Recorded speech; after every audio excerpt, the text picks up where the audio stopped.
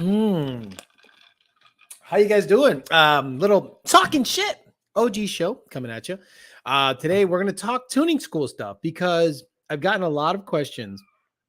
For a very long time, people ask me if they ever wanted to get into tuning, what do I recommend? And I've never been to a tuning school.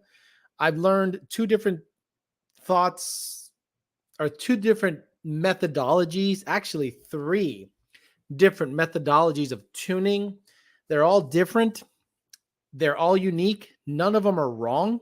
I think they work for the person. And that made me think, when you go to a tuning school, what do you learn? What do you learn? Right. And I know someone that actually led a tuning school class, and I was blown away that they were basically giving you the most basic 101 operation of mechanical equipment.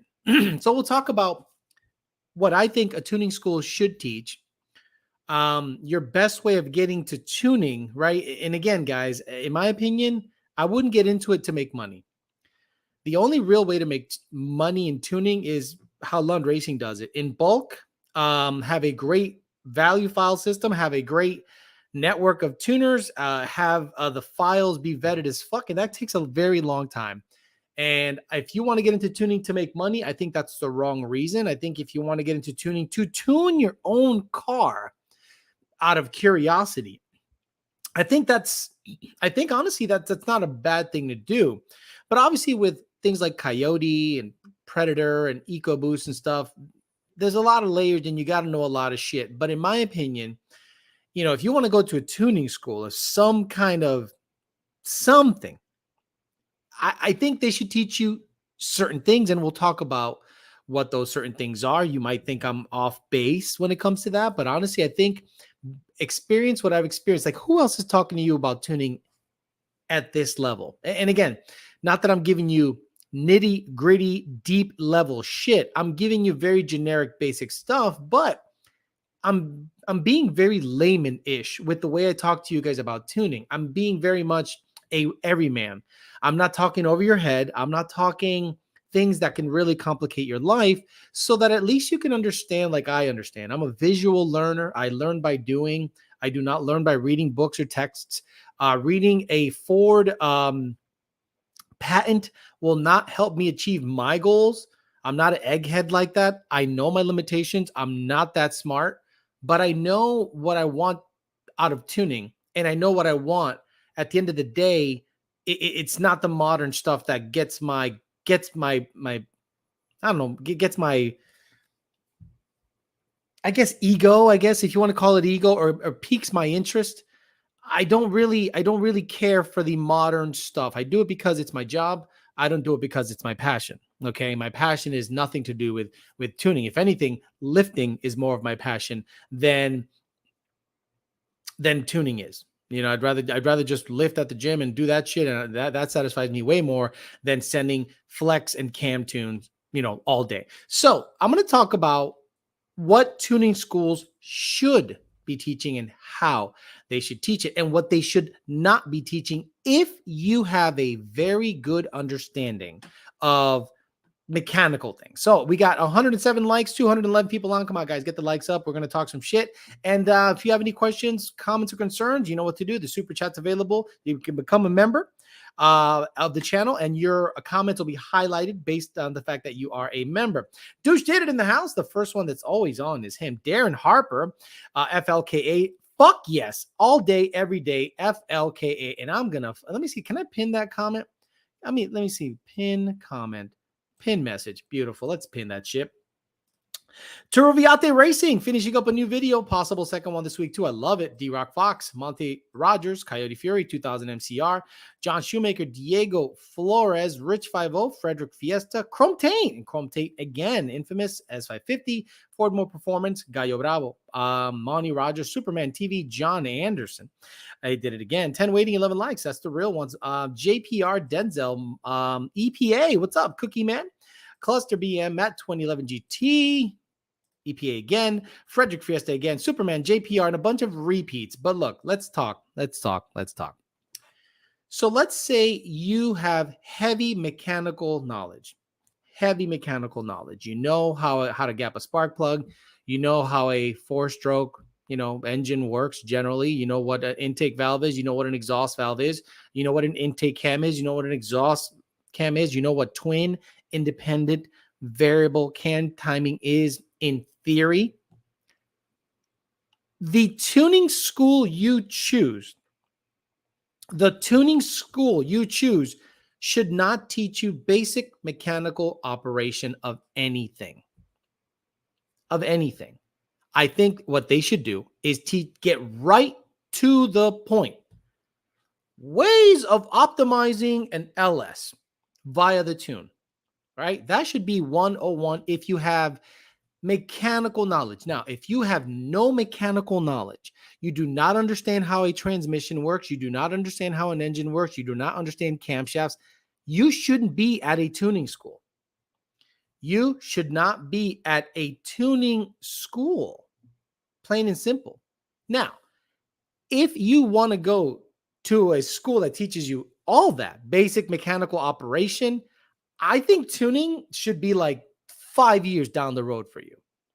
If you go to a tuning school and they teach you basic combustion operation, I think you are in the wrong classroom.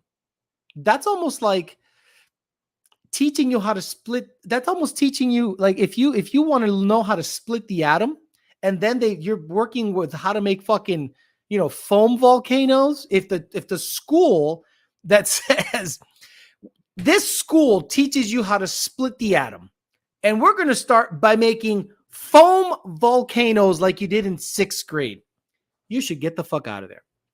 You should get up and go. If you have advanced engine knowledge, if you know how engines work, and the tuning people that are teaching you, whether it be a school or a classroom, and you paid for it, and they start the classroom with basic 101 engine operation, get up and leave. Get up and leave. You need to leave. They're taking you for a fucking ride because you should know that already. Now, if you don't know basic engine operation and you go to a tuning school to learn that, bro, you got it way fucked up. You'd learn more on YouTube than you can learn paying someone. Now, tuning schools, in my opinion, should teach you how to tune. They shouldn't teach you basic 101 engine operation. Now, when I got into tuning, I knew basic tuning. And I think what caught maybe John Lund Sr.'s attention was the fact that I talked Fox body carbureted stuff with him. And he was like, this son of a bitch has fucked with carburetors. This son of a bitch knows how to adjust air fuel ratio via a screw. He understands carb jetting. He understands combustion reading plugs, because if you have a carburetor, you know more than most tuners. I repeat, if you have very good knowledge of how a carburetor works, you know more about basic engine operation than most tuners. Trust me, I know many tuners that'll recite, recall many pages of literature about coyote tuning, about everything. They can, but give them a wrench and a carburetor, and they're lost as Turruviate is when it comes to building a clean build. So I think he kind of said, you know what, this guy might know something. This guy at least has a general understanding, and a lot of people usually don't. So I'm a visual learner. I'll give you an example. The first time I was actually taught something of substance was when I worked at VMP. I worked for Lund for about 3 or 4 months. That went away. Long story. Doesn't have to be rehashed, but oh, it's good. But anyway, doesn't have to be rehashed. When I went to VMP, Joe Goodenough was the guy that you can ask those basic 101 questions, and he would give you a basic 101 answer. And I really, really, really appreciated that. Hey, Joe, theoretically, If I needed bigger squirters on the carburetor, where would I adjust that? Joe goes, here. Ah, okay, good. Got it. Perfect. Hey, Joe, if the car, if I want to set base timing or I don't want it to go under a certain level, where would I adjust that? He would go, here. Now, the way VMP operated was different than what I was used to, but not different because I didn't really know anything by the time I got the VMP. I just knew how to manipulate software. Let's just say I knew how to manipulate software, meaning export a tune, right? Export a tune. But in terms of adjusting, I was very green. I was very green, not because I didn't know what the engine wanted. It's because I didn't know where in the calibration would I adjust that based on the naming structure, whether it be Ford, Chevy, Dodge, they name everything differently. So if you, let's say, for instance, wanted to cap spark on a distributor, you set the timing with a timing light. You turn the distributor until you have your peak. You have a base with the vacuum off of the distributor. You have your base, then you put it on, unless it's mechanical advance, and then you rev the engine up and you see what your mechanical advance is when it's revved up to 4,000 RPMs. Once the vacuum made the timing proper or the weights flung out on the distributor, and you can actually see what your cap is. That is your combustion limit table. Right? For lack of a better word, it's the cap. Okay, so this is my cap, 27. 27 is my cap. My base timing is 12. And then in between, the weights fling out depending on how heavy they are with the centrifugal effect. The timing goes up and down depending on the RPM of the distributor. That is my timing ramp. That is my timing table. It is, so you understand that. And you go, oh, got it. I understand what the deal is with this. So once I said, hey, where do I go for that table? Here. Oh, but then with Coyote, it's not that simple. There's a bunch of blending going on and a bunch of stuff. So those questions, let's say, for instance, if you go to a tuning school, in my opinion, that's where they should start. Because if you don't know basic engine operation, you should be nowhere near a tuning school, in my opinion. In my most humble of opinion, you should be nowhere near a tuning school if you are being taught basic engine operation.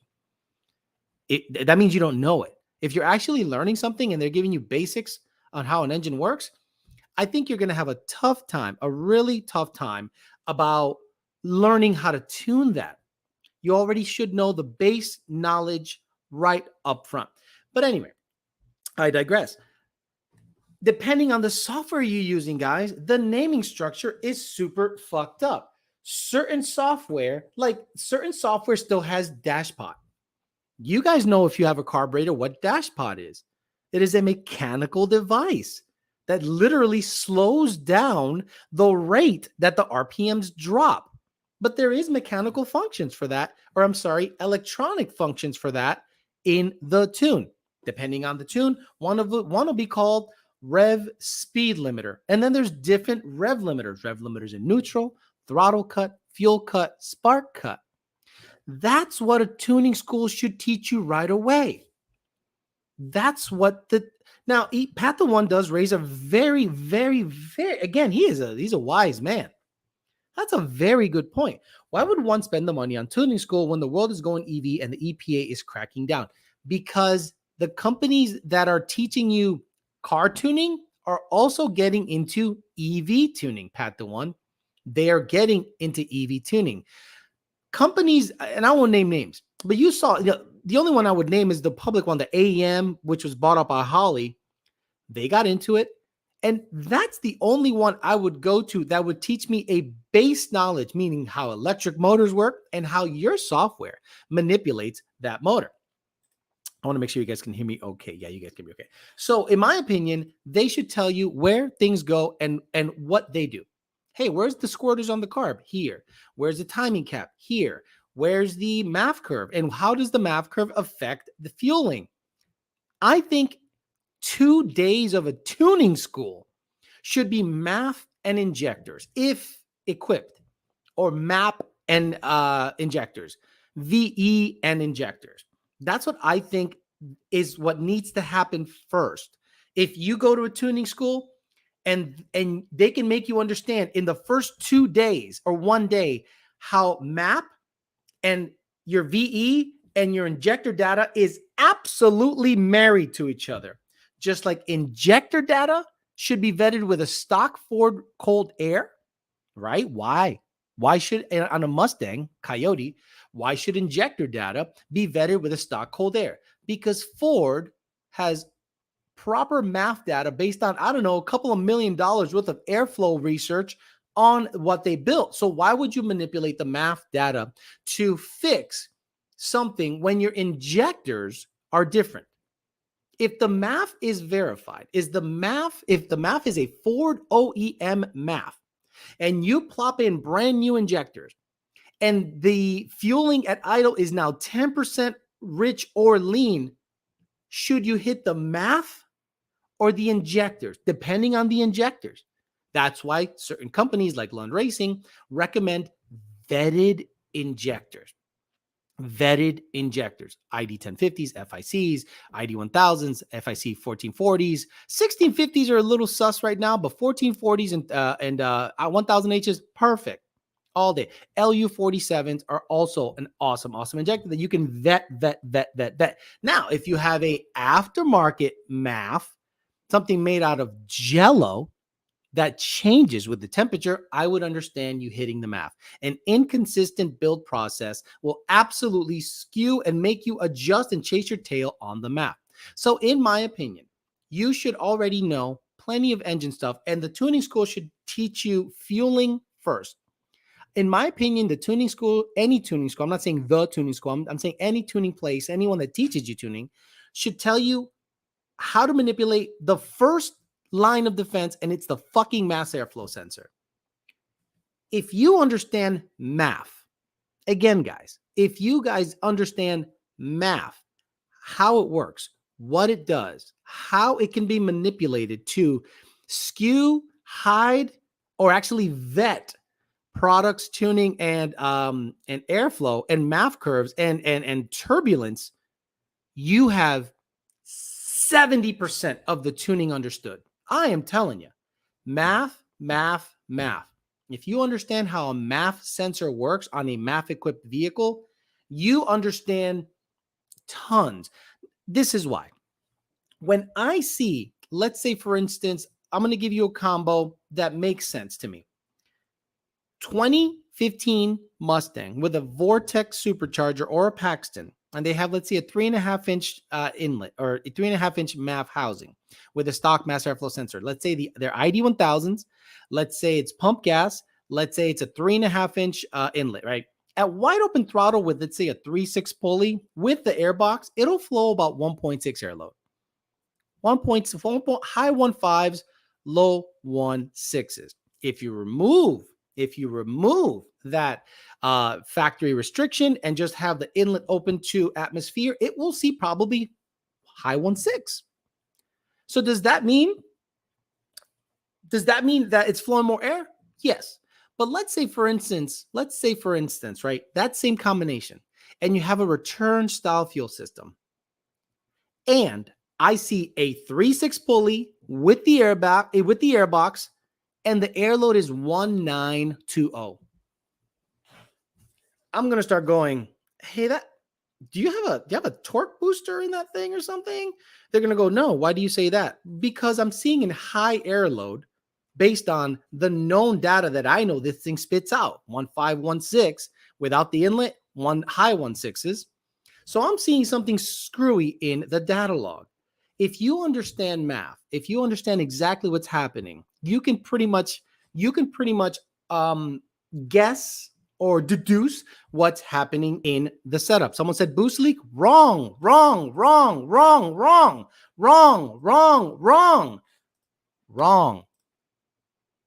That means if you look at a data log and you see a high air load, why would it be a boost leak? That's what I mean. Why would it be a boost leak if air load is high? two things could be happening. The pulley you're telling me you think is on there is not on there, and it's actually a 3-3 pulley, or somebody hammered the math wrong. Turbulence wrong. Octane wrong. See what I mean? That's what a tuning school should do. What you guys are doing, someone said restriction wrong. Oh my God. You guys are all fucked up. This is why you can't go to a tuning school unless you understand math. In my opinion, someone said unmetered air. You guys are just way off kilter. It is the math sensor is showing a high air load. So let's say somebody has a return style fuel system. That's why I mentioned return style fuel system. And let's say it's not adequate. It's not flowing enough fuel. So somebody hits the math.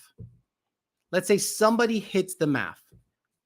Because you guys look at a data log at the track and you guys think you know what's happening.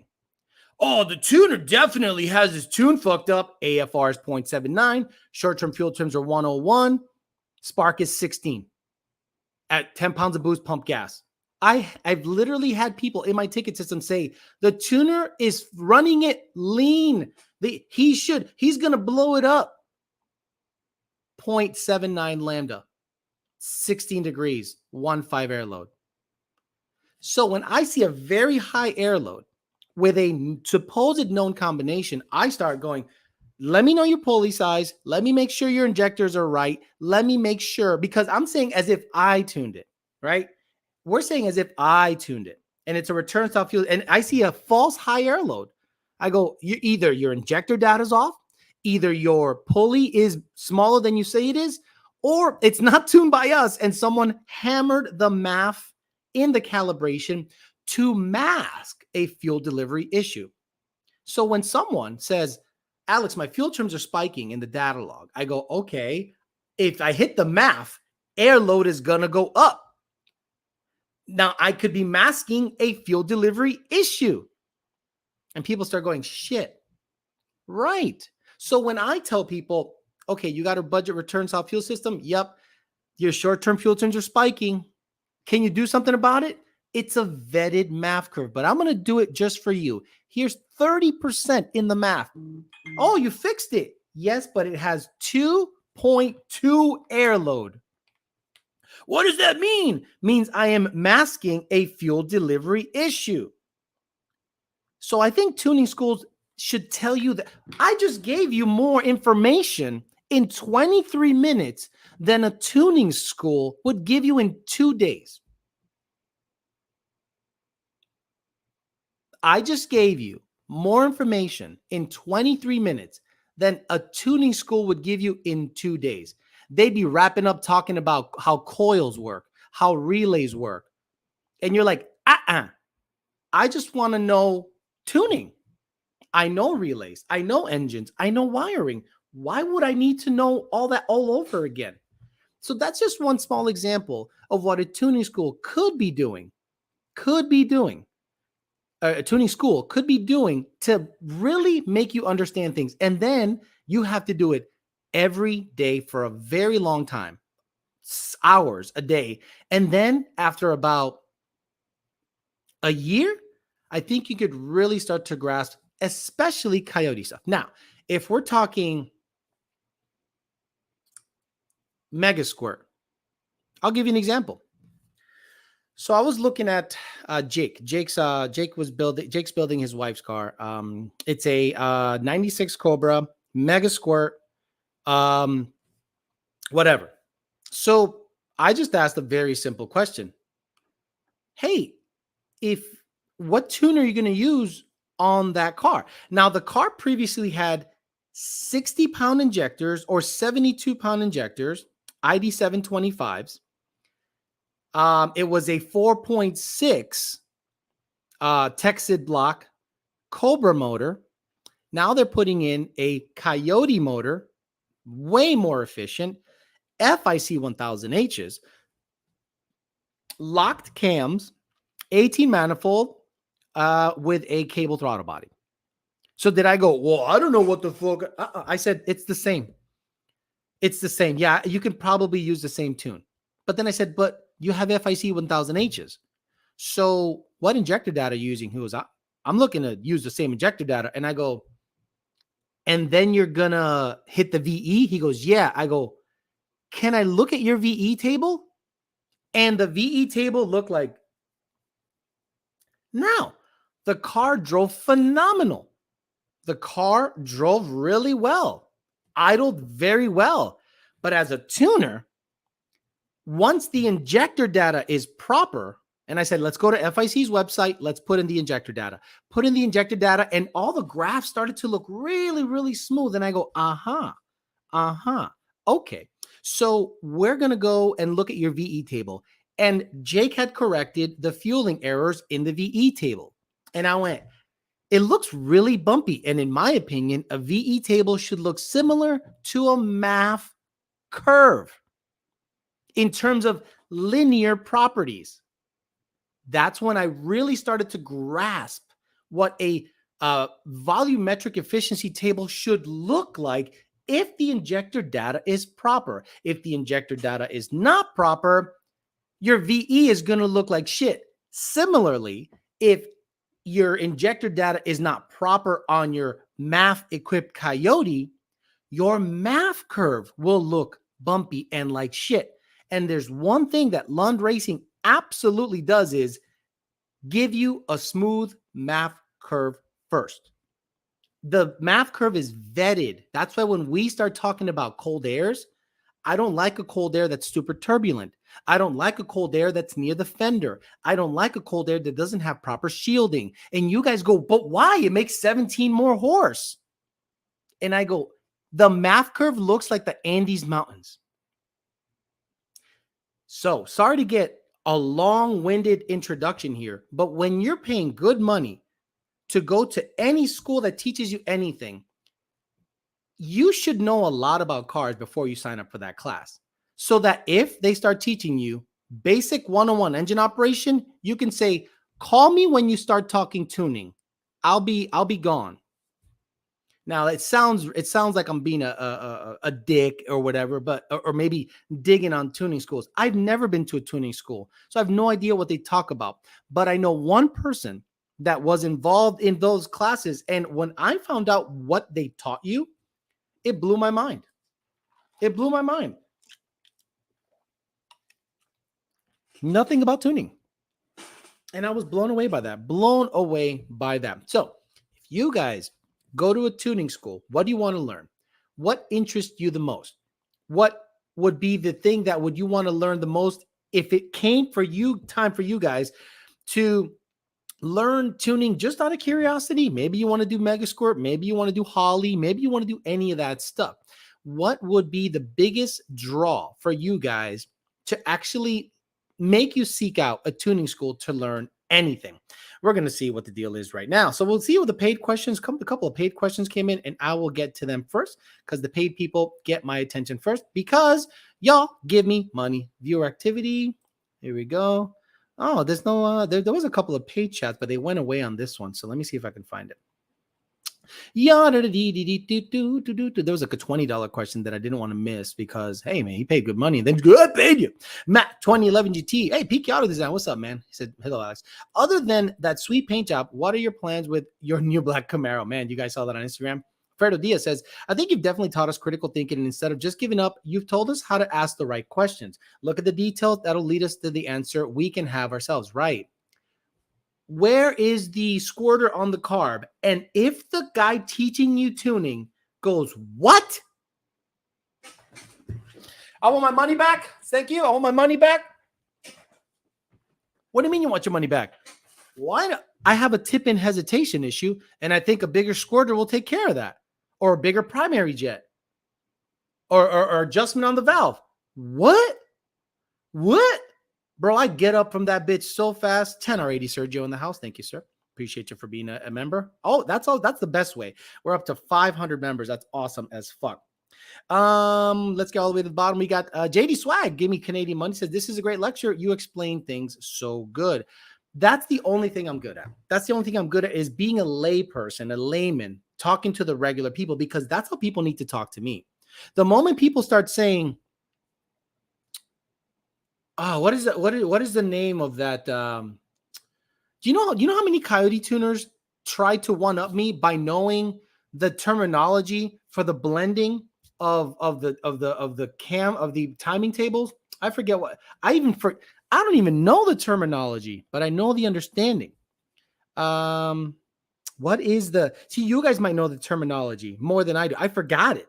Someone said, "Oh, you don't know what this is? You don't know what that blending is?" Yeah, but do you know how to tune better than I can? Probably not. Knowing certain things. This is the biggest trick to tuning, guys. Knowing certain things, it sometimes it's better to know how to get around certain things than to actually work within the system. Again, the Parts Farm with Bobby Trump. By the way, thank you. I forgot. My man, Parts Farm, Two Auto Solutions, the two best sponsors on the planet. Thank you for being sponsors of the show. I'm sorry I forgot that I didn't have you guys up there. Parts Farm, Two Auto Solution. Thank you for paying the bill on time. I appreciate you very much. No, it's called something executive. It's a tuner. No, no, not a tuner. A person that works in software told me what is the name of the fucking not, it totally, but they tried to one up me by saying, the you don't know what this means? You don't know what this means? And I'm like, just because you know what it means doesn't necessarily mean you know how to it means you can recite literature. HDFX, thank you, sir. Thank you very much. HDFX. It's basically the blending of timing tables, for lack of a better word. Think of it as a stack of cards, and the car is always blending all the time. It's between tables. If you guys see 14 degrees here at 4,000 RPMs and 20 degrees here at 7,000 RPMs, in between those RPMs, it is blending up and down those those timing tables. So someone said, "You don't know what HDFX is?" I go, "No." And he looked at me like I'm a dumbass. And I'm like, and to this day, that guy's the dumbest motherfucker I've ever met in my life.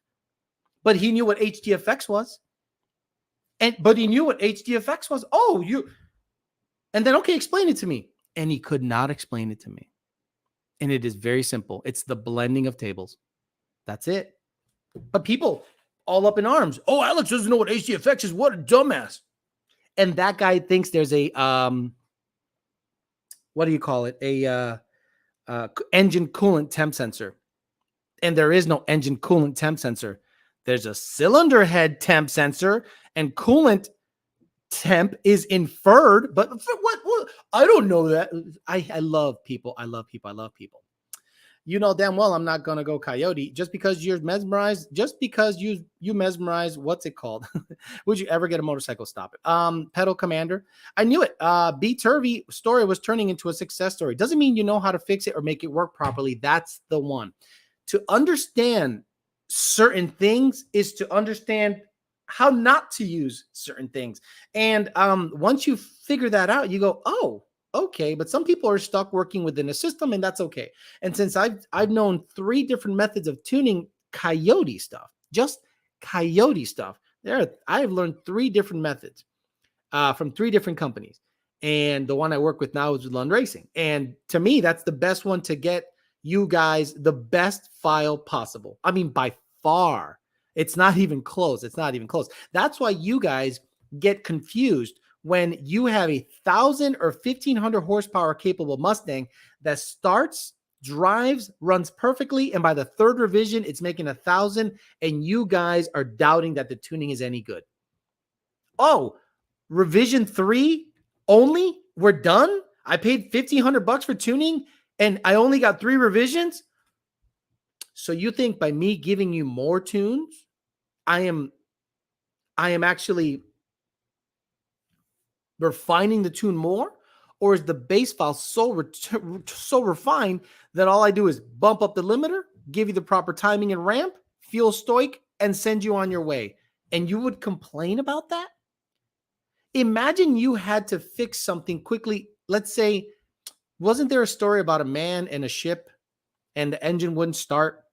And some guy came in hit it with a hammer and the thing just started and he charged them a lot of money and they go, wait a minute, you charged us all this money just to hit this thing with a hammer? He goes, no, I didn't charge you all this money just to hit it with a hammer. My experience taught me where exactly I should hit it with a hammer. That's what you're paying for. That's what you're paying for.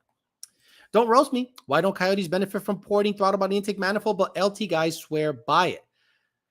So, okay, you can port a manifold a little bit and get some power. Now, what is the cost? How much power, Ian Martha, shout out to Ian Martha, working at Publix.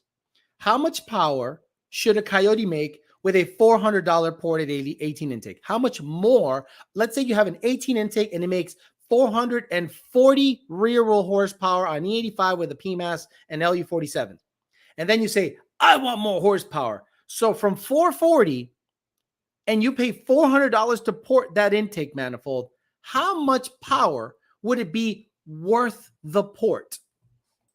10, 12, 20? How much power would it be worth the port? $400 to port a plastic manifold for 7 or 8 horsepower? Not saying that it doesn't work. It's just saying that it's not worth the cost. Throttle bodies are the most finicky things on the planet. If you believe that porting a throttle body makes more power, I am going to show you the difference between an 80 millimeter throttle body and a GT350 87 millimeter throttle body on a GT manifold. That's the key. Some of you guys are putting BBK 85s on a stock manifold or an 18 manifold and gaining nothing. Literally nothing. And you guys are out there paying some guy to disassemble your throttle body. Listen to this. Disassemble your throttle body, port it, and then put the same size blade back in.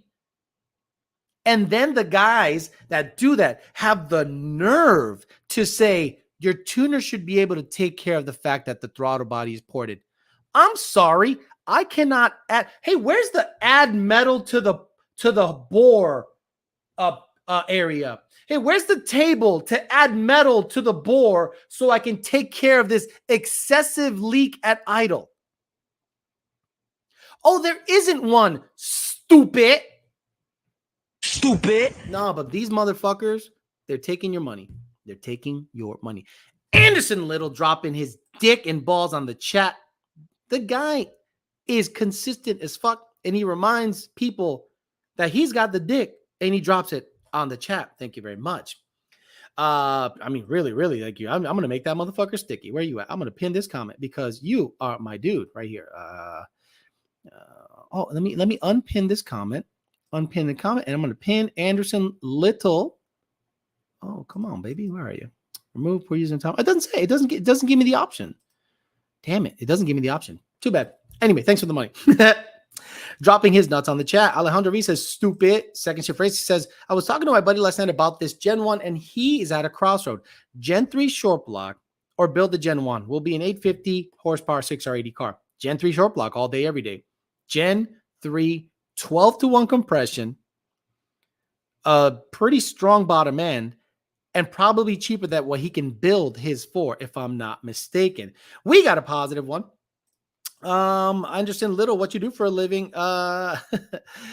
Make the bore round button. Oof. Oh my God. Someone gave me 1 more, 0.01 more, 1 penny more than Anderson Little. Do we have 500? Does anybody want to max out their shit today? Because I have given you more in 39 minutes than most, not all, most tuning schools will give you in 5 days. Just shut the fuck up and listen to your tuner. Quit trying to reinvent the wheel, says Angel Puerto Rico. Some legit knowledge being dropped on here. Oh shit. Sheesh. Someday when I grow up, I want to be able to drop my dick on the chat. No, look, I will answer a $1 question just as much as a $200 question. But Anderson Little got one up by Frederick Fiesta. We got a new daddy on the chat. We'll see what the deal is. So many big balls in the chat. I'm just buying emails. Yeah, Anderson Little hits me up on Facebook, throws money at me, a very generous amount, and we talk on a one-to-one basis after he pays me, of course, about his build. And he has my full attention because he pays a brother. Frederick with the steal. I'm too poor to play this game. Trust me, so am I. It's fucking worth it with all the knowledge you just dropped. Thanks for reminding me that I am broke. Alex, you bought your GT500. Was it already dumped? And if so, where did you dump that? Also, is it too loud in your opinion? Way too loud, Jeremy Slavin. Jeremy, if you want to ruin your GT500, put dumps on it. It's dumped right before the rear axle. Right before it. Way too fucking loud. Stupid loud. The chat turned into an auction. Watching live while pulling my pumpkin out. Thanks for giving me something to listen to. Pulling and pumpkin out. My balls get smaller as I get older. Shit. $3 will have me sleeping on the couch. How much do we have to pay to go to lunch at Yard House with you? Could you imagine if I do like a lunch at Yard House? That'd be the most awkward shit because I guarantee a lot of you guys are like me, super awkward in person. Hey, Alex, have you tuned an LS? No, I have not, but Joe Goodenough has. Joe Goodenough is a fucking legit tuner. He'll tune whatever. Like, Joe is so well-rounded that it's not even funny. He'll sit there and fuck with a 2-valve all day. He'll fuck with a Cobra all day. He'll fuck with a Focus ST. He'll fuck with a Contour SVT. He'll fuck with a Coyote. He'll fuck with a GT500. He's pretty legit. And the guy is self-taught. Joe Goodenough is self-taught.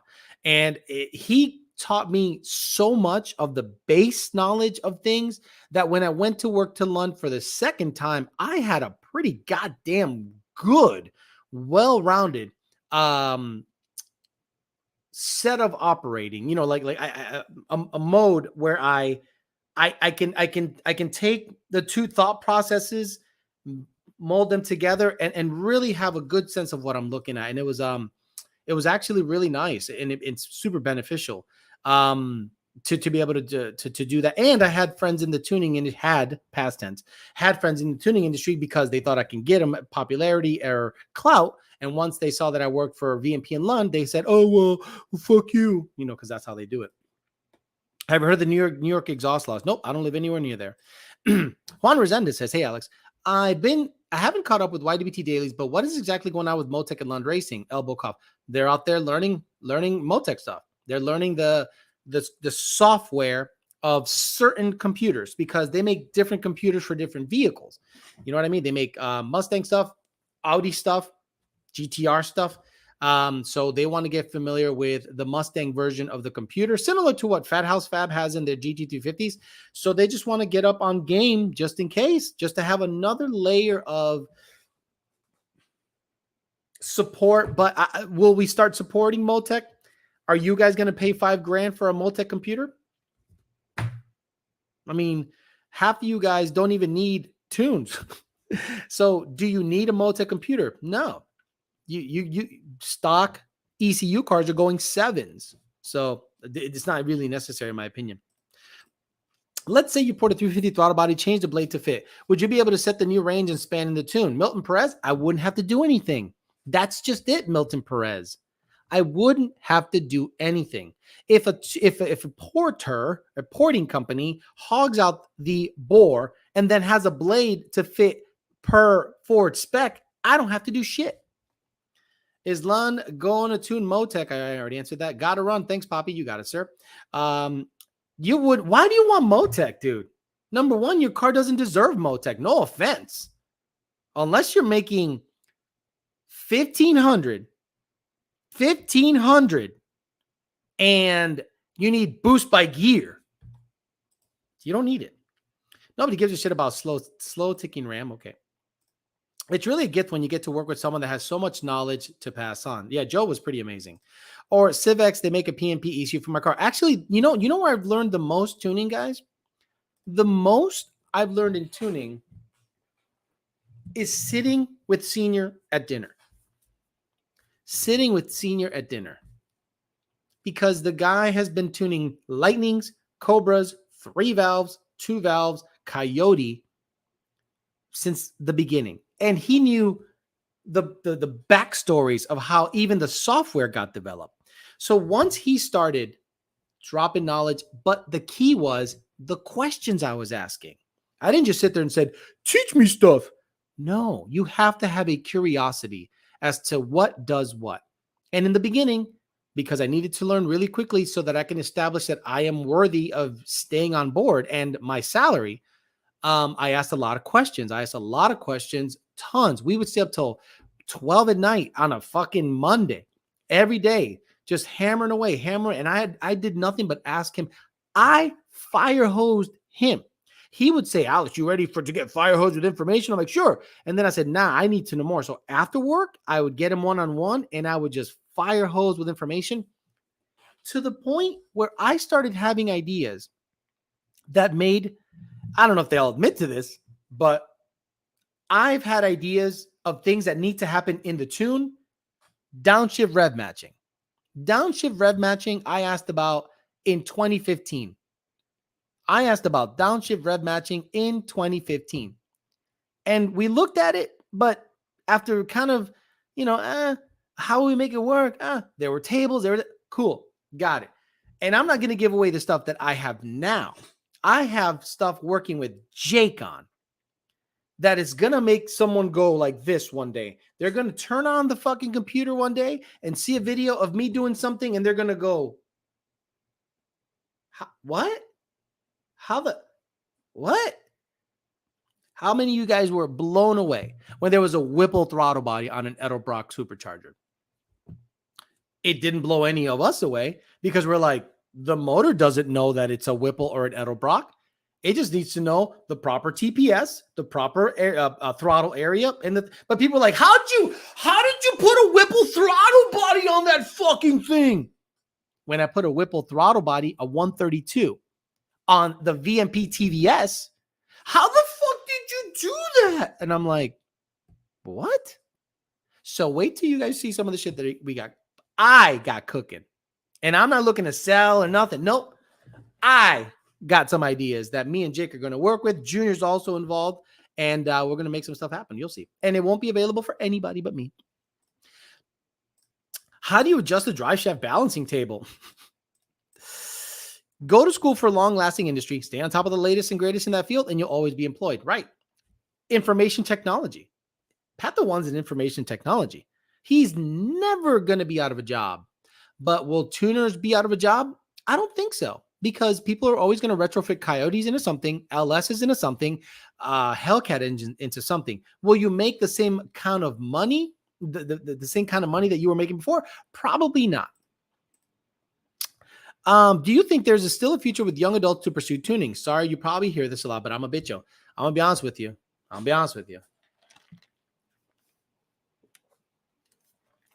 No. I mean, no. I don't think there's when I say money, guys, I'm saying 6 figures and up.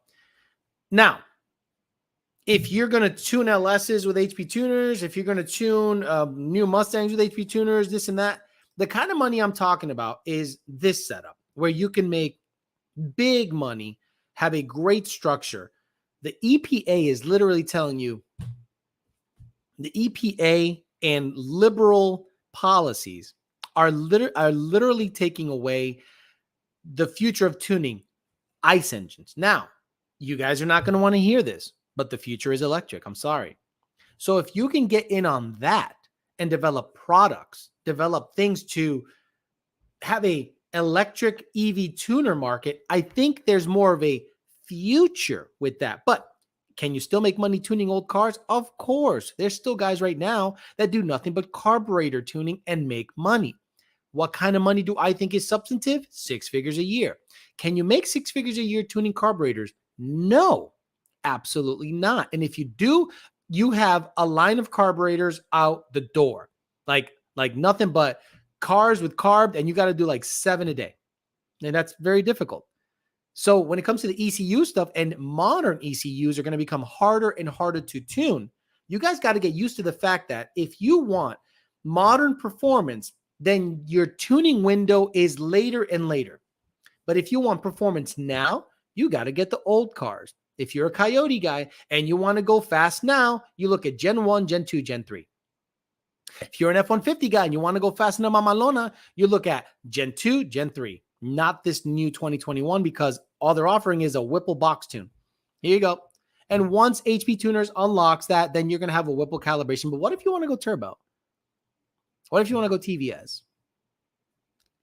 It's not open yet, and it's already 2022. Tuners can transition to IT software support in corporate America with some additional classes. No fucking way. I'm telling you, Pat the One, no fucking way. But serious question, either for Alex or the chat. Should I get an 11 to 12 GT500, Terminator, Cobra, or 10-speed Coyote for my first Mustang? I would get a 10-speed Coyote Mustang for your first Mustang.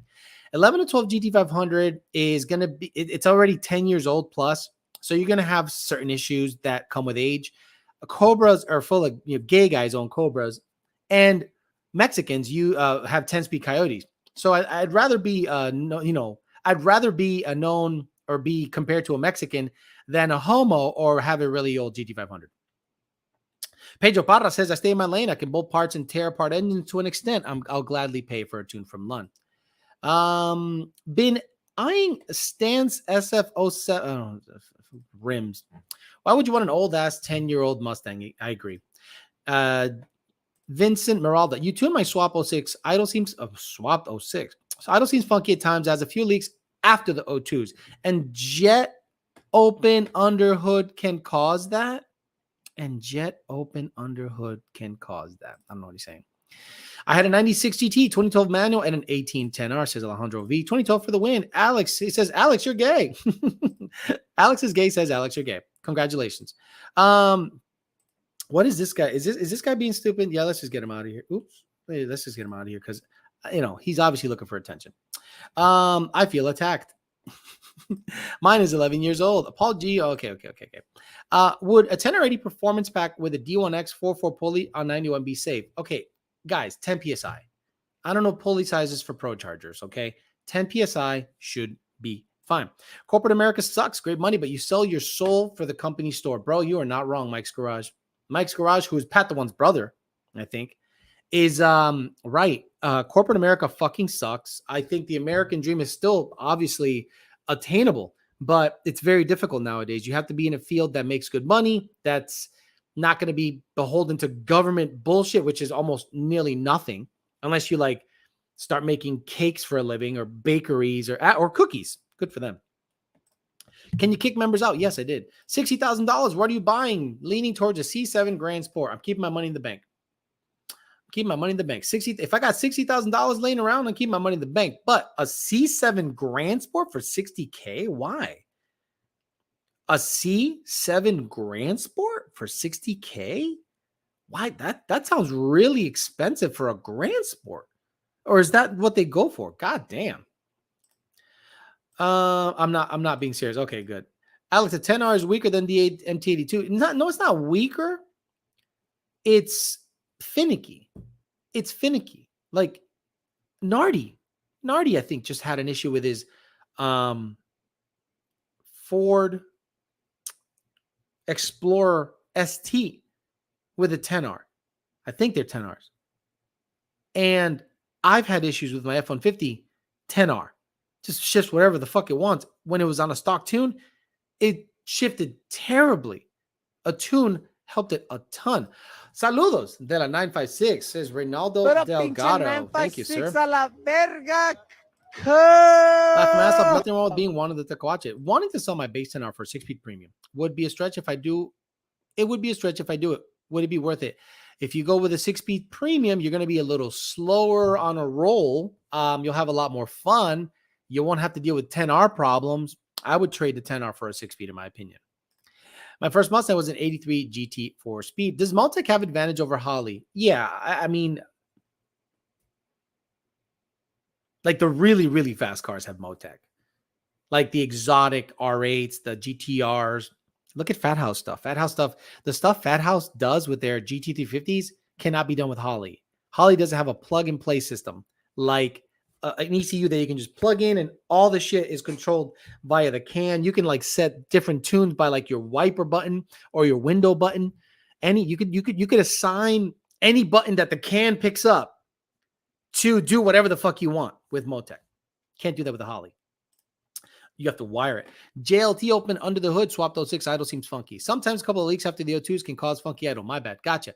Yeah, look, the JLT on an 06 isn't the ABS bullshit right by the filter so that you can't put a proper shield on the JLT? And is the air coming in the least turbulent manner with that cold air on that car? Because an 06 is not like the 11 and up where they have provisions for the cold air to be in that spot. It's slightly different in my opinion, or not in my opinion. I think it's slightly different. Laugh my ass off. Biden killed the American dream by cutting. Good job. You're not wrong. That's expensive. That's what they go for. Sadly, $60,000 for a grand sport. Goddamn. Just got to get used to weird shift patterns. Alex, you already have data analysis, troubleshooting, and problem solving skills. You do not think if I am Mike's Garage mapped out IT training certs path, you could get an IT job, but do I want an IT job? Will it fulfill me? Will it actually make me happy? Do I have to help? Do I have to start in help desk shit? No, thank you. No, thank you. I want to work with machines, not people. $60,000 can make you a lot more in stocks and bonds. Delayed gratification can do wonders for your finances. Pimpin' since 1997 says, I'm hoping for too much for a mid-low second, 60 to 130 on a Gen 3 A10 Vortec 3.6 fully on pump gas, only hitting 7.376. Is it just a dud?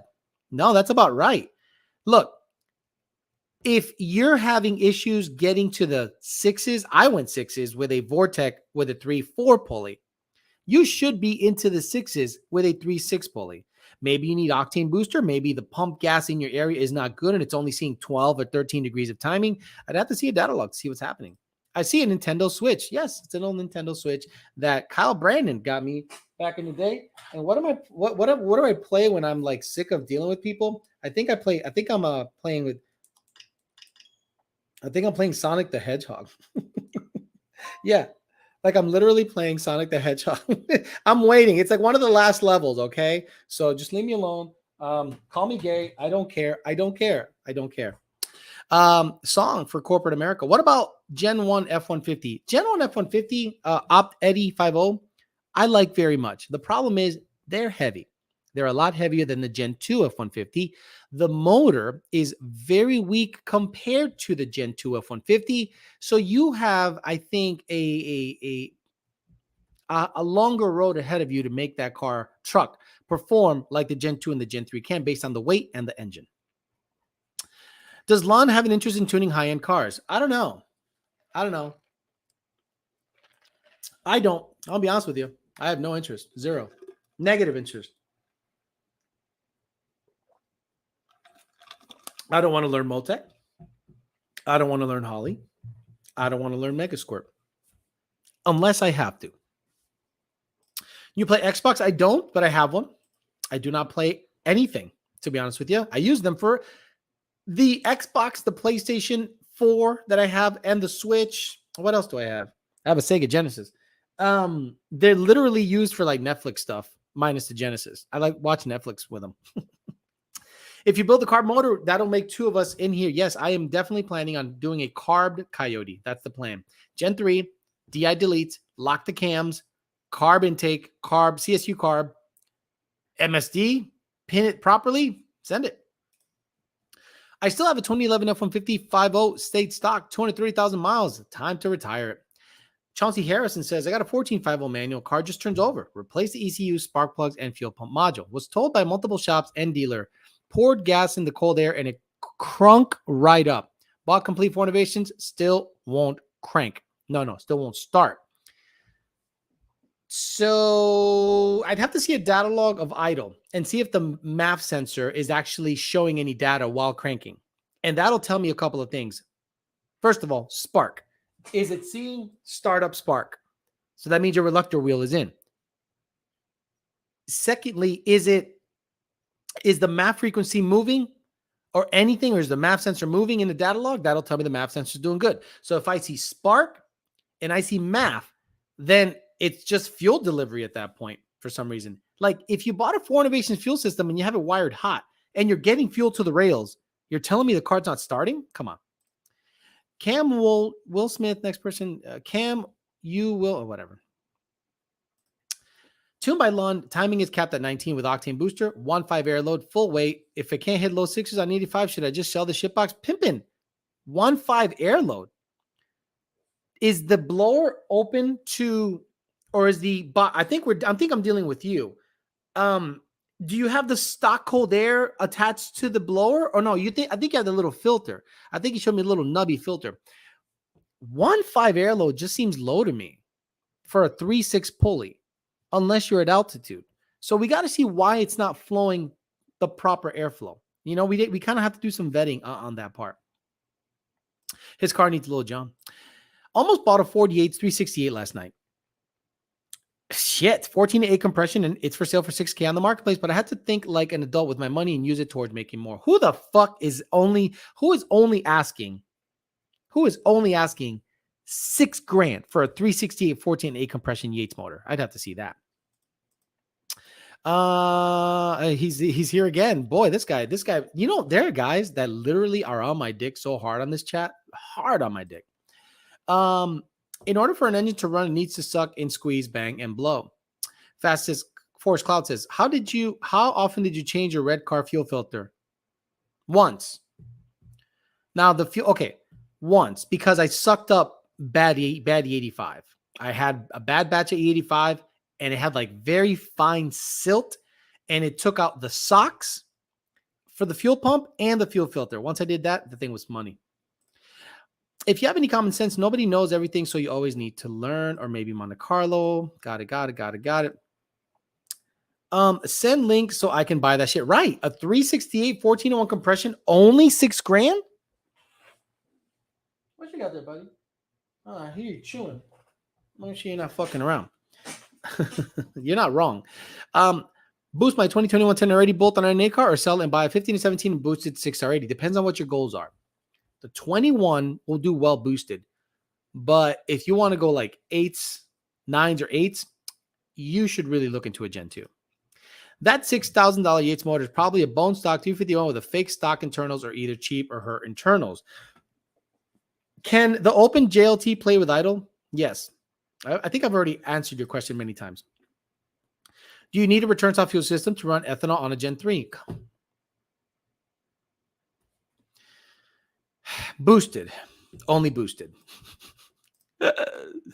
Alex, Eric B and Rakim or KRS-One? Eric B and Rakim. KRS-One went on that Africa vibe that I wasn't dealing with. Eric B and Rakim were talking street shit. And depending on what vibe you were in, I mean, so was KRS-One to a point. But he went on that whole, you know, Africa shit. And Eric B kept it street. So Eric B and Rakim kept it street. So I was a more Rakim fan. What are them front runners for? Oh, this guy right here. This the Weld V series. That's for the GT500. Those are my new wheels for the GT500. I never realized how light they were. They are so freaking light. I blew up the Gen 1 already. It's got 3-2-1 combo in it. Oh, there you go. Well, look, the problem is your truck is heavy. Your truck is like 500 pounds heavier than a Gen 2. So you're going to need that just to keep up. Love you. What's your recommendation on boosting an MT82 Gen 2? Looking just to have fun on the street. Bolt-ons got boring quick. Yeah, a TVS is really fun. A 2.3 Roush TVS with a PMAS cold air, ID1000s, and an 82 millimeter pulley, 650 horse. You're going to have a lot of fun. I personally would never install a used motor in my car unless I personally know the owner, and I would buy it immediately to ship it to my engine builder to be inspected and freshened up. Exactly. What about Gangstar? Gangstar is dead, right? Gangstar. Guru suffered a heart attack and went into a coma and died April 19, 2010. DJ Solar, for a long-time collaborator of Guru, said Guru chose not to go public with the diagnosis of myeloma, which was made in 2000. Would locking the faces on a Gen 3 cause any drivability issues on a stick car? Yep, it'll suck. VCT is there for drivability and cam control. There is no gain in locking the cams. I repeat, there is no gain in locking the cams. Why am I going to lock the cams on my carbureted Gen 3? Because I don't have any cam control. If I had cam control, I'd fuck with it. I want to see you bring curls, please. Okay, so let me show you. Oh, let me see. Oh, excuse me, buddy. They want to see the wheels. So I got these guys. I got these guys for the GT500. They're V Series 17 by 4.5, super light, super light.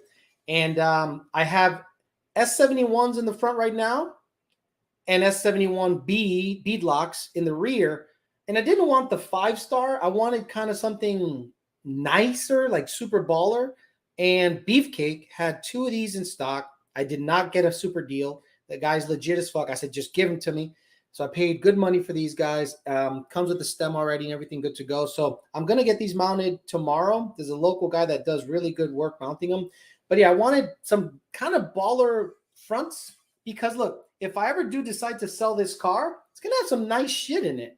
So, let's say I run a good number and then sell it. It's going to have baller wheels. It's going to have a full exhaust, full cage, the whole 9 yards. So, these are nice. Hey, Tony, you like them? Tony approves. Tony approves.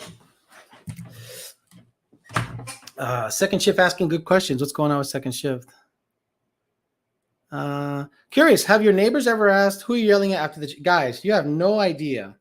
You have no idea how loud my neighbors are.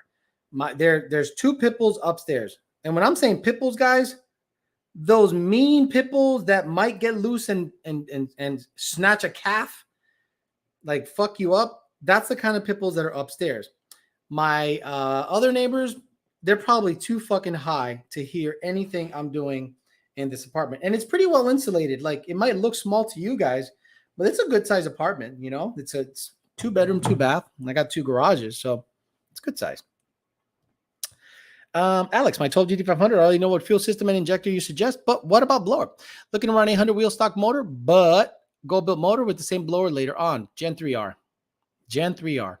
The Gen 3R, in my opinion, is the best blower for 1100 or so GT500s. I want a Gen 3R on my car. But I don't want to pay for a Gen 3R that has a VMP logo on it. I just don't want to rep the brand. I already did that. I don't want my shit being used on there. Nothing. Op Daddy, thank you very much for becoming a member. But yeah, I would get a Gen 3R in a heartbeat. Curious, have you already got the neighbor question? Beautiful welds. They're nice. I like them. I really do like them. I'm just gonna block people. Fuck it. It's fun. The fuck is Tony snorting, Alex? Their dogfight and rooster fights and gunshots in Alex's neighborhood. Ever heard about that chick that got mauled to death by wiener dogs? Nope. And look at Jared Wells. So you like New York style rappers, never got into Gucci Mane, Waka Flocka, Slim 400, the Jacka, Ashru, Yo Gotti, anything different?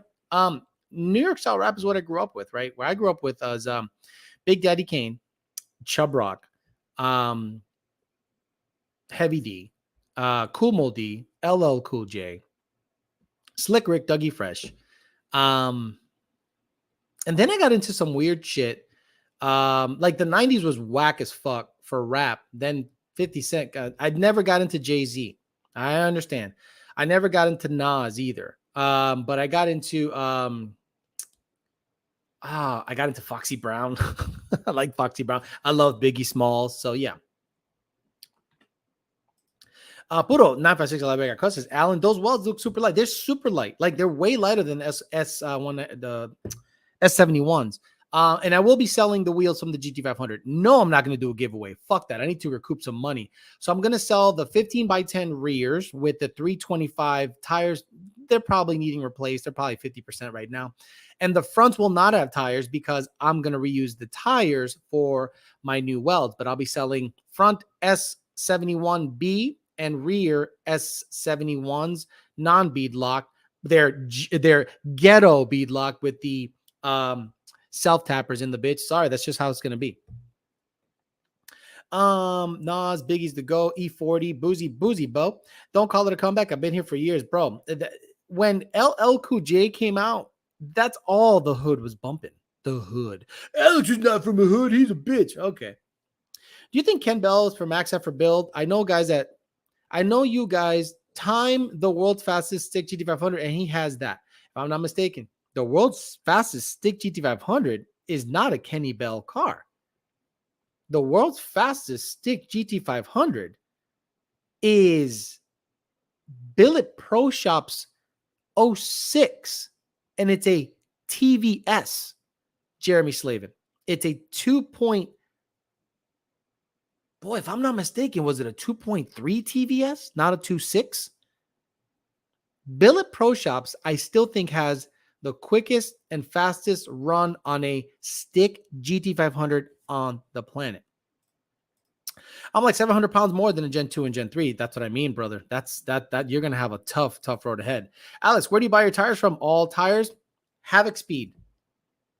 Havoc Speed, and my rears for the 20-inch rears for the white car from Colorado Truck Parts. They're here on the chat. Lil Boozy looks like the motherfuckers Manuel Gomez be racing in Louisiana. Right. Alex, how fast would you go before considering a cage? I already have a cage in the GT500. It's already been 8.1. But on the white car, anything over 150. Even LL, he says he's not going back to Cali. Could it be a boost leak or down on compression? Altitude is 700 DA, 1500.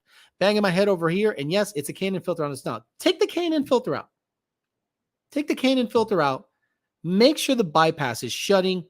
Hey, pimping since 1997. My bypass, aka the blow-off valve, was coming open at watt, and I couldn't hear it. You know what fixed it? A tighter spring. And going over my boost references and making sure all the connections were tight at Lund Racing. We put an 8-pound spring in the bypass and double checked everything. And that sucker was tight. And you can actually hear it pop open like really distinctly when you shift. Before it would go, whoosh,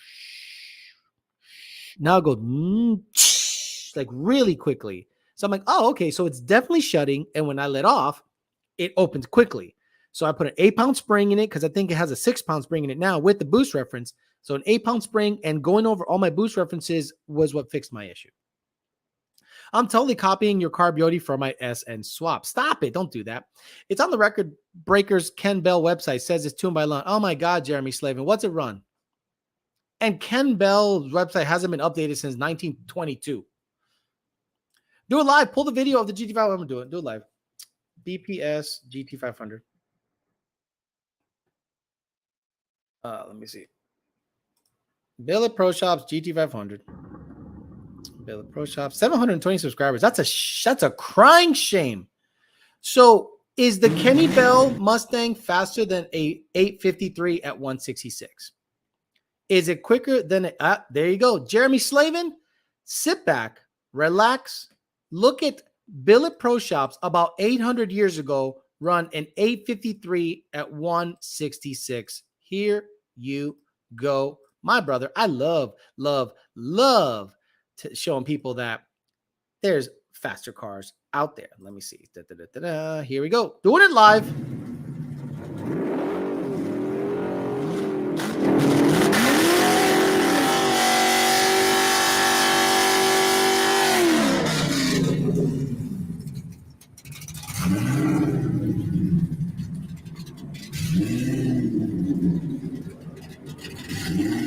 Shout out to Billet Pro Shops with the VMP sticker and the Lund Racing sticker. Thank you guys very much. This was a million years ago.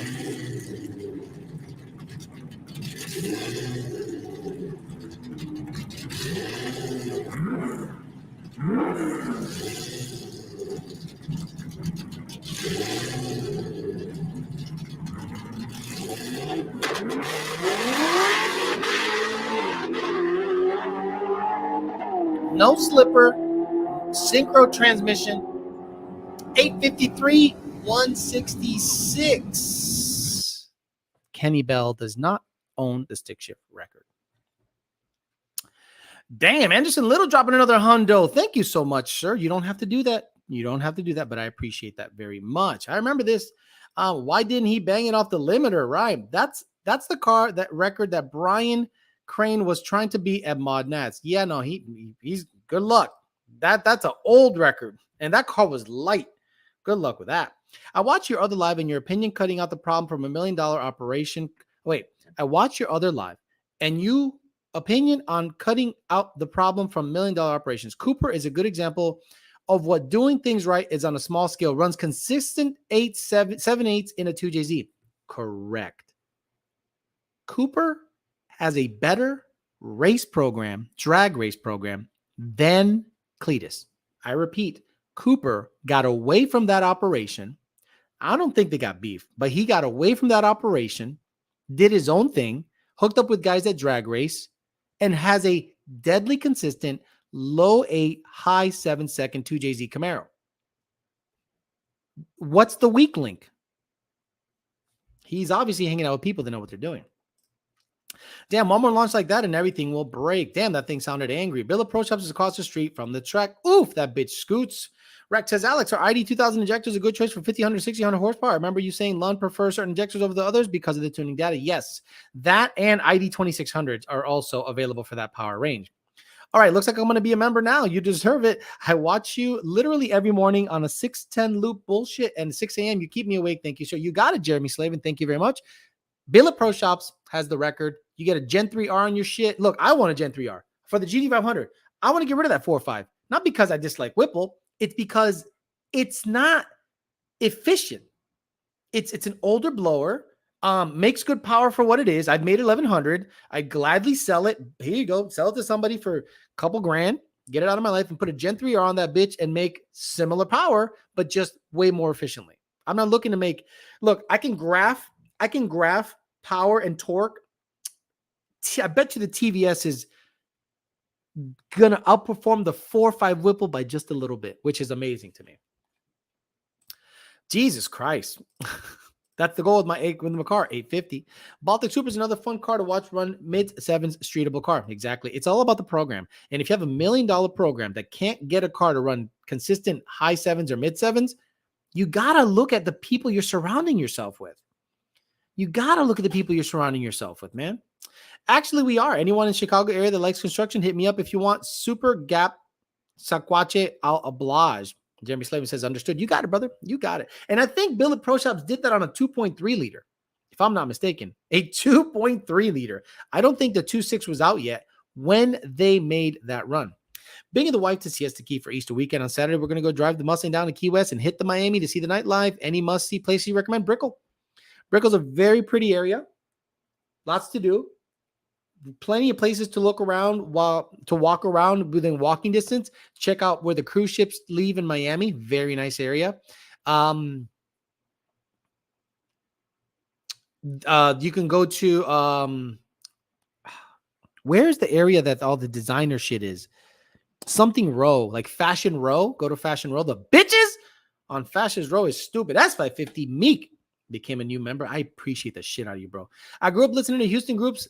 S&P, DJ Screw, Paul Wall, UGK, Bun B, Pimp C, Mike Jones, Fat Pat. Yes, 2.3. Right, D-Rock Fox. A 2.3 liter VMP TVS has the ability to push a GT500 stick 850s at 166. Stop it. That car set the blower stick record for the mod motor. Cobra holds it now at 851. Oh, cool. For 40 years later. Congrats to him. With a 9-liter Whipple, I bet. Barely made it watching from the beginning, bitch. No, I love it. Look, I'm just not a Cobra fan. Congrats to him. I just don't care about Cobras. He probably did with Slipper Clutch too. Coconut Grove. Yes, exactly. Anderson Little, you rich. Give me money. Thinking about that 2.3. Thinking the 2.3 is stronger than any Kenny Bell. No, look, the Kenny Bell 4-liter is dumb shit. The 3.6 is dumb shit. The 4.2 is dumb shit. It's dumb. Is it Miami hot right now because of the spring breakers? Yeah. Wait till after spring break, then you can go do your thing. That GT500 idle was insane. It wasn't good. It's that elliptical Whipple throttle body. It was awful. I will be headed to South Florida after the last day of the Power Tour. Any cool Mustang stops on the way? Fuck no. Not like literally no. Not at all. Smoking AJ and watching Alex fucking vibes. Smoking a J and watching Alex fucking vibes. Alex, you think EcoBoost are better than the 5.0? Fuck no. No way. Like, I've talked about this many. What's up, Tony? Tony, what's up, dude? You already went out. You went out and you played with Homegirl's dog. You did the whole thing, bro. What do you want now? What do you want? What these bitches want from a, you know what? Gen 3 for Gen 3. Then why no Kenny Bell records? No, I get it. I get it. Look, Kenny Bell's going to tell you the same thing they've told everybody. Johnny Lightning has the record. A alcohol blown Lightning that, like, that's what you're hanging your head on. We're talking street shit here. We're talking, you're so fucking cute, bro. We're talking street shit here. And this guy And this guy's going to go out there talking about Johnny Lightning. Stop it. Stop it with your bullshit. Your dog used to be small. What happened? He is the star of the show, the biggest motherfucker around. Oh my God. You just you knocked everything off, bro. You literally come in here and you're a tornado. You're an absolute tornado, dude. Fuck me. Still waiting on the tailgate mural with the Virgin Mary in the middle. Look, I gotta find somebody. I gotta find somebody that's willing to do the artwork locally, make a wrap, and put it on the truck. Can you raffle off Tony? Crackhead Tony. Tony wants to know where the bitch is at. 16 hours working old life due to America's needing our oil. There you go, Canada. The only EcoBoost that matters is a Turbo Coyote on E. Harley 4-door. Every life, I gotta take a dab. Like, why? Like, look, Alejandro, the first thing you got to do to become a productive member of society is stop smoking weed. Like, you need to stop smoking weed. Like that, you need to become productive. Like, my life from the moment I get up to the moment I go to sleep is trying to chase a bag, like you kids like to call it. I'm trying to make money. And because I want to make as much money as possible, I don't relax. I don't chill out. I go to the gym at 5 a.m. and the rest of the day is chasing money. You should be doing that in your 20s, not smoking a J. Clean living all day. 100% clean living. I've never had anything in my fucking life. The devil's lettuce, 420 friendly. Tony is better than you. Look, of course, Tony, of course, is better than me.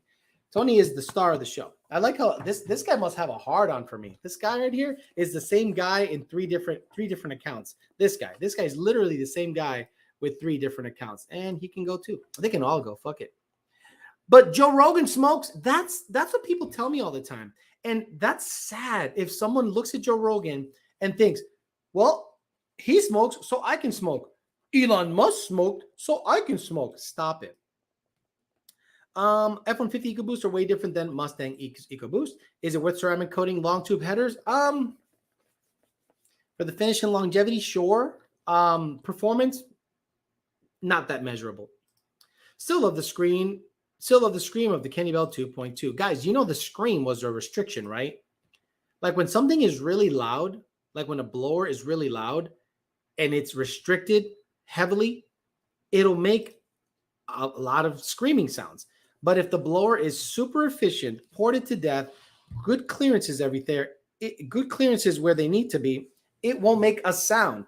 And that's when you guys start complaining that Whipples don't make any noise, or VMPs don't make any noise, or Edelbrocks don't make any. Oh, you're going to sneeze? Reverse sneeze coming up? He has these funky reverse sneezes that are kind of funny. Difference is Joe already has money. Any updates on your Fairlane or Turbo F-150? As a 5.0 owner, I got to say that all Mustang community does dick ride tuners. It does. Look, I'm going to be honest with you. It does dick ride tuners. And even bad tuners get ridden, and I'm blown away by that. I'm waiting for my DMG Tony cookies to arrive. YDBT cookie is to be. Look, I'm going to be honest with you. The Tony cookie is good, but it is not the YDBT cookie. The YDBT cookie, and I'm not just saying it because it's after my name, is phenomenal. It's got everything. It's got oatmeal. It's got nuts, chocolate, caramel. It's dumb. How much of a pain is it to tune Senior's Cobra? My comment got lost in the sauce. I didn't really do heavy tuning on it, but it tunes exactly like a 6R80 Gen 1 Mustang, in my opinion, with a 4R200 hub. We had a good bass file for it, and I didn't really need to do much in order for it to do what it needed to do. It wasn't that difficult. Getting it to idle properly was a bit of a pain in the ass. Get with the times, bro. Hit the weed pen. Take a guess. I have a ticket tomorrow at the dealer. Customer dates surge idle from 7 to 1500 after fuel pump. 2-3 liter Mustang. I'll come back tomorrow with the answer. Alex, a Vortec or Whipple on my 2110R, pros and cons. Both are fine. The Whipple will have more torque than the Vortec. Alex, your 10R ever feel like it's going to go from first to neutral and kind of struggles to grab second gear? Every single time, Alejandro V. My 10R80, I drive, take a right turn, and it from first to second, it neutrals out when cold. Every single time. YDBT cookie just has that right amount of cinnamon. Weed makes you stupid. When you were talking about pegging the Mac earlier, is that similar to what the Diablo Sport Mafias did back in the day? Pegging the math? No, I never said anything about pegging the math. I said hammering the math. The Mafia would basically cut the signal in half, for lack of a better word. Just like you would scale a Cobra math curve, you would literally scale the injectors by 50%, the math by 50%. You're basically fooling the computer to have more of a range. And the Mafia did that automatically. So you had to scale it versus what switch position the Mafia was in. Got my Coyote over the weekend. I hear a lot about LU47s. Any reason not to get the GT500 injectors? They barely cost more. And your personal shifter choice for S550. The LU47s tune a little more cleanly than the MU52s. MU52s have spacers, and the spray pattern, the spray pattern is a little. It's more prone to tuning errors than LU47s. LU47s have a real tight spray pattern, and they usually tune better than the MU52s. And the shifter, Barton Hybrid 3. I've gotten 2 sets of cookies. They need to be baked for at least 6 more minutes. My 10R does that. So annoying. Yeah. Why does it do that? Coyote Austin, it's just how the 10Rs are. You could be driving really slowly, and all of a sudden it goes, whoa, and then it goes from 1 neutral to every single time. Mine did it so bad today on its second trans. I get it. It's a 10-speed, so I expect some weird stuff. I'm not stressing over it. Thoughts on Tony Gagnon tuning? Special guest, Tony loves the camera. Yes, he loves the camera. Pat the One says, my 10-speed does that same 1-2 neutral, cold 2. What causes that? No idea. I tried to lower it. I tried to raise it. I tried to do a bunch of different things. I have no idea why it does that. So a tune will not fix the 1-2 shift on the A10. Mine does it warm also. Yep. My truck trans is tuned, and it still does that weird 1-2 flare that it did when it was on the stock tune. John Shoemaker says, thank you. I appreciate it. Why do people think it's okay to do drugs because a famous person does it? The rotor pack speed and front gear make the noise, bypass full open, and it's still loud. Don't know what he's talking about. And that went by quick. Yeah, no, look, there's certain things I speak on and certain things I don't for obvious reason. It's just obvious reason. I'm not going to get into it that much. Ford replaced the transmission. Yeah, look, if I was going to do anything to my trans, I'd throw clutches in it. I take it to Power by the Hour, said, here, throw clutches in it and see if that fixed it. But it's not such an issue right now that it's concerning. Wide open throttle, that thing slams into all the gears, and I love it. So I'm not really worried about it, honestly. I just par for the course. Now, my F-150 does this while towing 8th gear up a hill, and then when it starts coasting, it goes to 1st, and it neutrals out while I'm towing a car. I'm like, what the fuck was that? These 10Rs suck so much dick. S550 Meek says his 10R does the same thing. Will you teach the girl to drive a manual? My one wants to learn, but I don't want to change my clutch just yet. Yes, my girlfriend is slated to buy a little Honda Civic that's manual, and I'm going to teach her to drive in my Mustang. I'd love to video it, but I don't want to put her out there in the public eye yet, at all, if at all. My 10R broke stock at 12,000 miles. Reason 10s are ass. Exactly. 10R. I've told you guys from the get-go, 10R80s are absolute ass, and I'm glad that a lot of you guys are confirming what I've said. Whoa. Ugh. He's like a cat. You can just throw him around. He just does things. Mine sometimes will be cruising, and it goes just to neutral, says Alejandro V. The 21 F-150 10R80 strategy is 1,000 times better than the 1820. They don't do any of that weird shift anymore. It's like a different trans.